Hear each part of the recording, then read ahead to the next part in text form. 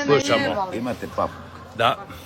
Papuk je vam je, sadašnja situacija do papuka vam je sljedeća. Znači, tu vam je jedno ogromno jezero. Vulkanskog porijekla. Koje ima termalnu vodu. Znači, papuk, žila, tera harkalj, tera bizovac, tera daruvar i tera lipik. Iz papuka sve te žile termalne vode idu. Znači, papuk je nekad stvoren milijunima godina kao Panonsko more, kao greben. Da, greben, da. Vulkanska masa. I ona njega stvorila kao takvog i zato vi imate, recimo, na primjer, ta izvorišta vode. Papuk vam u principu izgleda, kad gledate planinu, ona je puna vode. Da. I to zdrave pitke vode. Znači, vama, recimo, na primjer, kad smo mi htjeli praviti tvornicu vode, vi točno dobijete omjer visinske gdje možete bušiti. Zato što je to nenormalno velika voda, količina vode. Kad bi vi, kao ko čaše sada, ovdje zabušili, došlo bi do erupcije. Da. Razumijete? Da.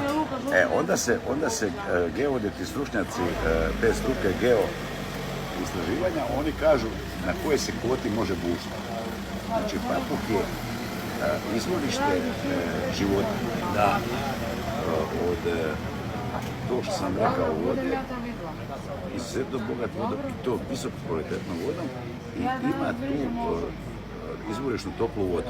U velikoj vam je jedna mala žila, periferna žila, periferna koja ima malo tople vode. Sad gledajte, kad gledate papuk, inače i geopark. Da. Znači, ima on svoju u istraživanjima tih znanstvenika, on se pokazao to vam je eruptivna dolomitna stijena, tako zvana. Da. Znači, mi sad imamo iskorištavanje kamena, iz papuka, gdje je jedno nalazište je, znači, dolomitna eruptivna stijena.